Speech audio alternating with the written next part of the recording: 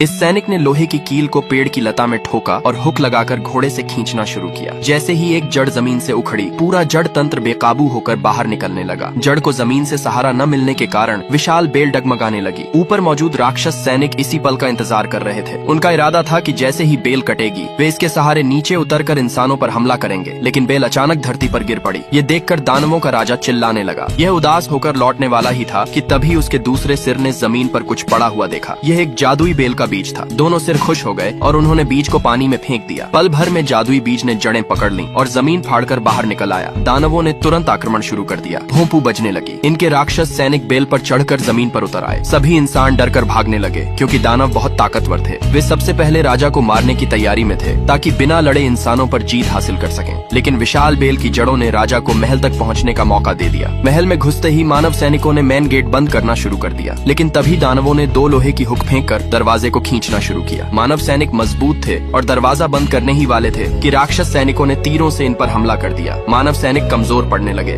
राजा के आदेश पर दूसरा दरवाजा तुरंत बंद कर दिया गया। लेकिन राजा जानता था कि यह ज्यादा देर नहीं टिकेगा। उसने रानी और थॉमस को महल के अंदर छिपने का हुक्म दिया। महल के अंदर आते ही उन्होंने जमीन में हलचल देखी। अचानक जमीन फट गई और एक दानव बाहर निकला। दोनों डरकर राजा की अलमारी में छिप गए। इन्हें उम्मीद नहीं थी कि दारू नाली के रास्ते महल तक पहुंच जाएंगे। होल से एक दानव की बड़ी आंख दिखाई दी। वे तुरंत अलमारी से निकलकर बाहर भागे। दानव दरवाजे में फंस गया क्योंकि दरवाजा छोटा था और वह अंदर नहीं आ सका। दोनों ऊपर के रास्ते बाहर भाग रहे थे। तभी एक बड़े हाथ ने रानी को पकड़ लिया। थॉमस ने देखा तो सामने दानवों का राजा खड़ा था। थॉमस ने बिना देरी किए उस पर हमला करने का सोचा, लेकिन दानव के दूसरे सिर ने उसे देख लिया और थॉमस को पकड़ लिया। थॉमस ने हथियार से दानव के दूसरे सिर पर वार किया, लेकिन उस पर कोई असर नहीं हुआ। राजा थॉमस को खाने ही वाला था कि थॉमस ने जादुई बीज निकाला और उसके मुंह में डाल दिया। बीज दानव के पेट में पहुंचते ही अंदर से जड़ें निकलने लगी। कुछ ही पलों में दानव राजा मर गया। इधर राक्षस सैनिक दरवाजा तोड़कर महल में घुस चुके थे। सभी इंसान डरे हुए थे क्योंकि वे दानवों के सामने छोटे और कमजोर थे। तभी लोगों ने देखा कि राक्षस सैनिक अपने हथियार फेंक रहे हैं और झुककर सलाम कर रहे हैं। किसी को समझ नहीं आया कि क्या हो रहा है। तभी थॉमस महल से बाहर निकला। उसके सिर पर दानव राजा का ताज था। ये गरीब लड़का अब महल का राजा बन गया था। रानी ने थॉमस से शादी कर ली।